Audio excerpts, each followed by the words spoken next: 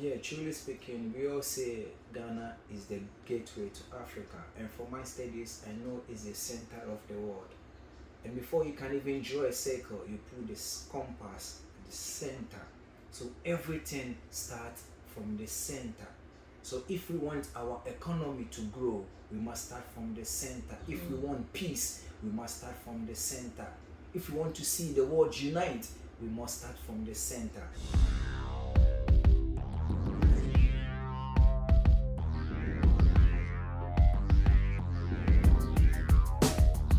Well, lion voice, tell them that's the people first choice. Lion voice, make the lioness them feel nice. Lion voice, with the lion cubs we sacrifice. Lion voice, got to show the people them the life. Lion voice.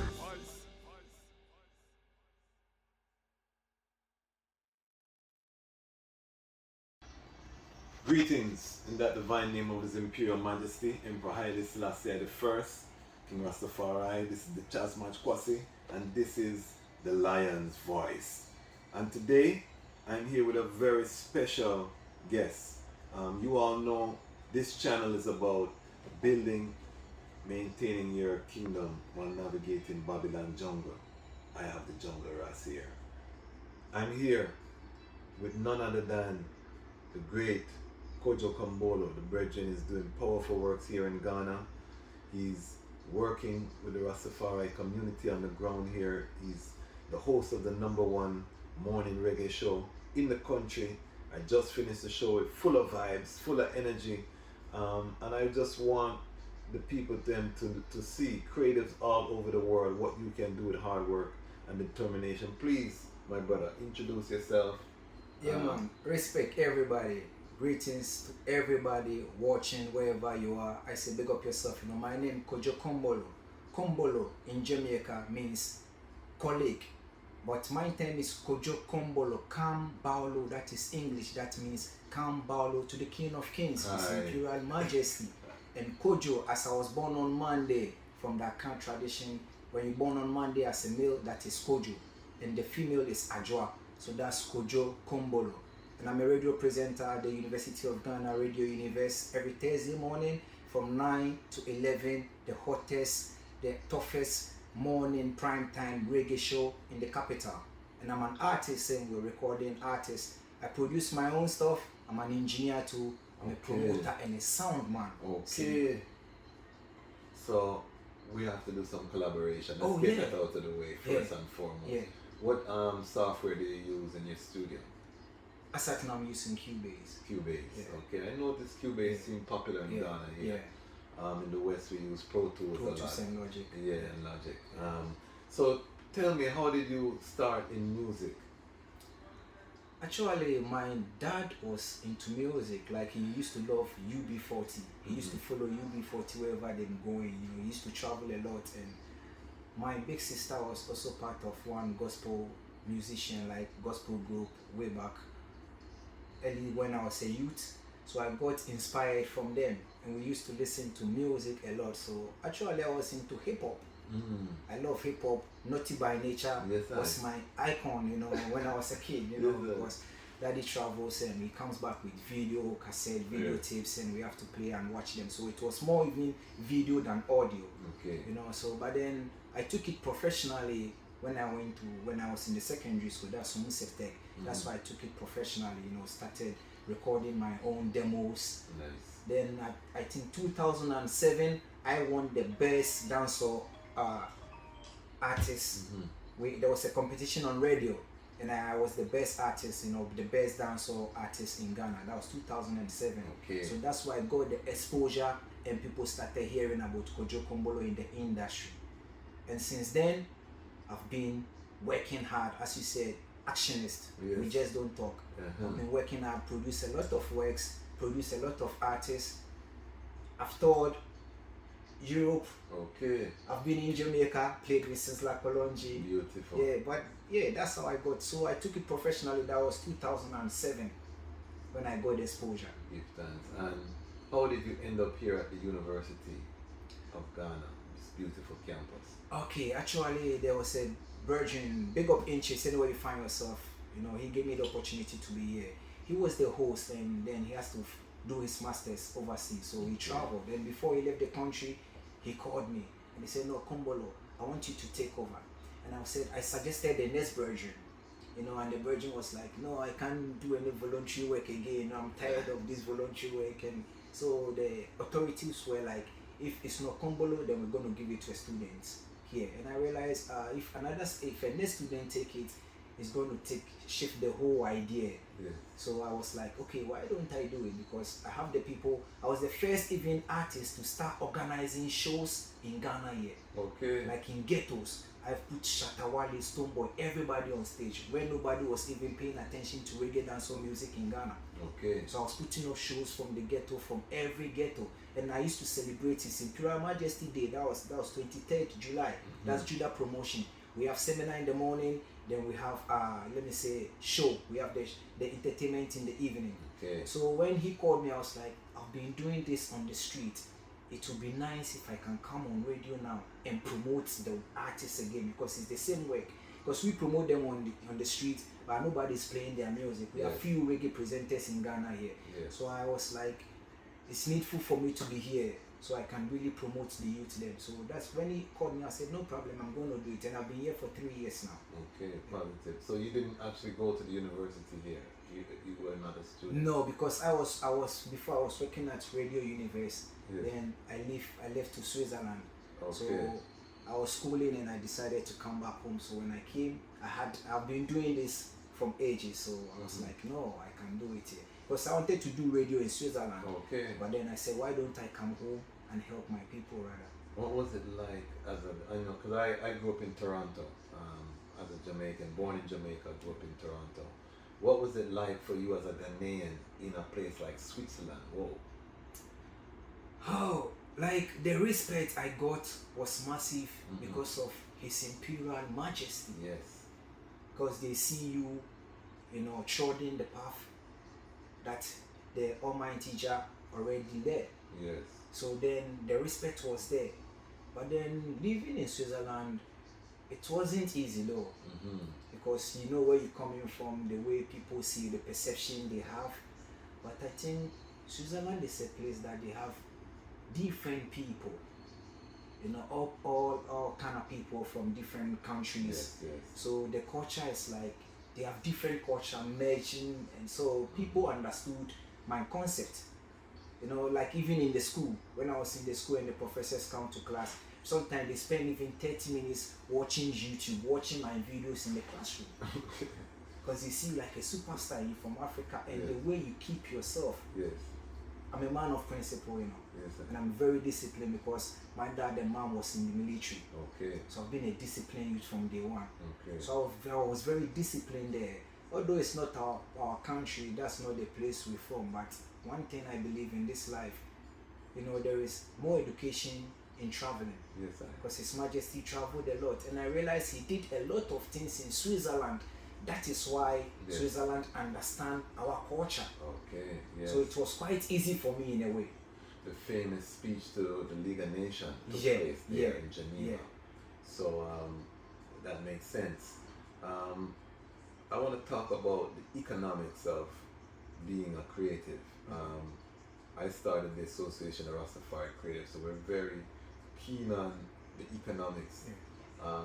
You asked me about relationships.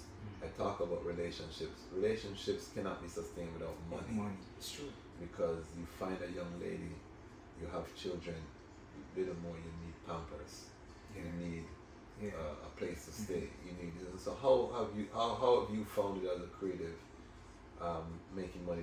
Are you able to sustain yourself completely on creative work, or do you have another work and then you balance it too? Actually, I balance it because even as I said, as I was started putting up shows, I was into t-shirt printing. Okay. Designing and doing tie and dye. So that's what I do. Like I do the t-shirts, I do the costumes, then send them overseas.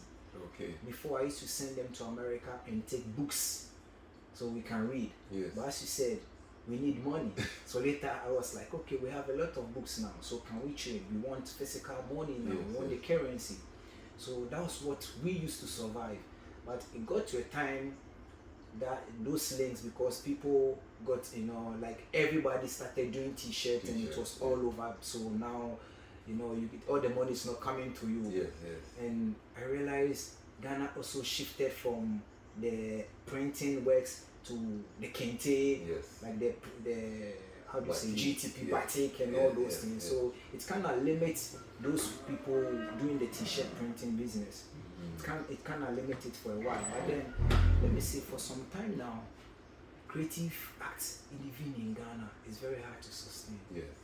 Because the economy is trying to, I don't know, the system is collapsing everything now. Because even the same t-shirt you print here, selling it for 50 Ghana, you see the same print coming from China for 30 cedis. And the people will tell you the China one is much cheaper than the one you're doing here. So now it's very hard for the creative arts sector to even survive in Ghana here. So economically, it has not been easy, but I do a lot of things. Yes. Because apart from, as I said, I produce artists. Yes. I have a studio. I'm an engineer. I record people, and we have a sound system. We play little shows. Then we can make some money from it. So that's what I do. So excellent, and I hope to be a part of the solution that creatives can make some money, because what governments have to understand right now is that if you don't protect your creative industry, you're not protecting your culture. Your culture, very true. Everybody's online now, so they can see what's happening in America everywhere, and you can see how people dress, even the influence of the Western culture. So if we don't invest in our own self, we will be eliminated. It's true. So it's very important. Now, do you have children, wife? How old are I? Yeah, I have one daughter, one beautiful daughter, and she's in Switzerland. With the mother. Okay, keep that. So no wife in Ghana yet. No, mostly I'm a busy and a productive person. You see, make sure.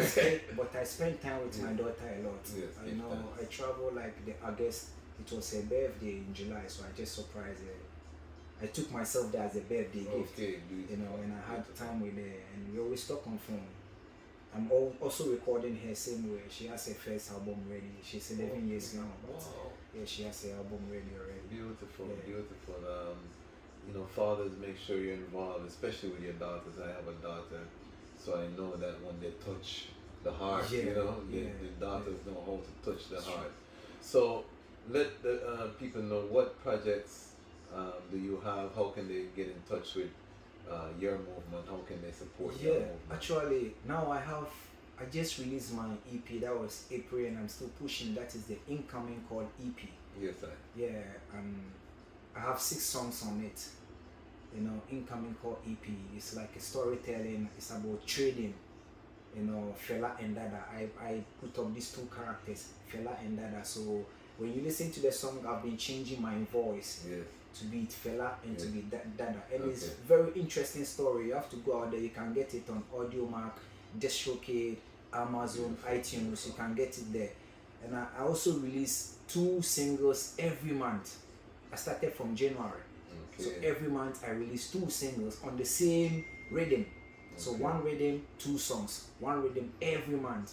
And I've been doing this for years, but this I started putting it out there this January. So if you go on my AudioMark, you get the songs there.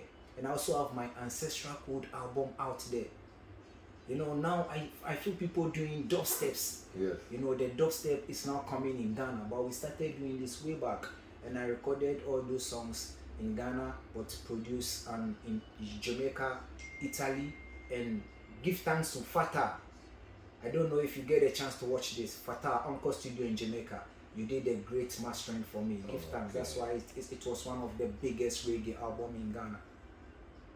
So that's where you can get my songs. Sound is important. Big up Tanya from AudioMark. She was at the Jamaica Music Conference in 2020, and she is really one of the people at AudioMark spearheading the reggae, dancehall, and Afrobeats. So big up yourself, Tanya. I'll make sure I send this interview. You get a shout out on the ground in Africa, so you're doing something right. Any final word, sound that you want to share with you know, just the people. What should they know about Ghana and what's happening here?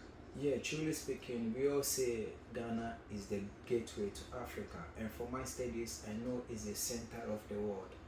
And before you can even draw a circle, you put this compass at the center. So everything starts from the center. So if we want our economy to grow, we must start from the center. If we want peace, we must start from the center. If we want to see the world unite, we must start from the center. You know, there is this perception and propaganda going on about Africa and the way they treat their diasporans. But what I can say is we shouldn't believe everything we see on television, everything we see in the news, what we see in the newspaper. We should experience it.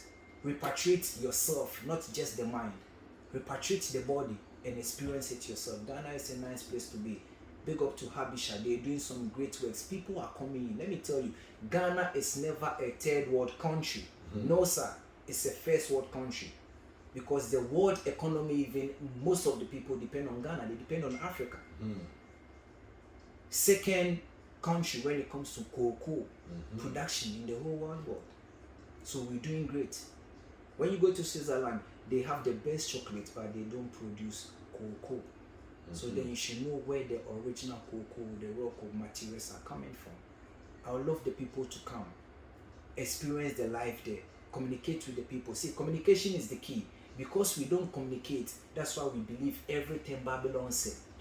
And this is the time we have to unite and find out our roots. See, there's been this information going out that we sold most of the diasporans. And because of that, some of the diasporans even don't even like to listen to the African.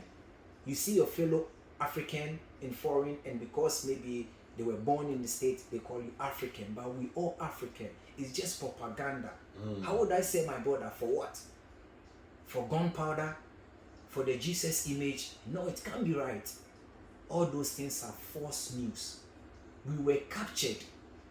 We were captured. Get it clear. You were captured. Nobody sold you out. You welcome home. All the doors are open. And give thanks for the government for that good initiative about the year of return. Yes, that we had about 100 and something people having their citizenship, and it's so great. We hope it's going to happen more so that our brothers outside can come home. And I know they also get the best education. Let me tell you, Africans are educated, but from my experience, those who travel to educate themselves abroad, they learn a lot. Because even our education system limits you, limits your thinking, limits your ideas. The space is not even there for the kids. Even students are studying under trees. So how would they get the space? We need you to come support the youth with all that you've learned. Today we have a beautiful interview with the small information we had about artists, how to package yourself. I think a lot of artists are going to be great after this interview. Trust me.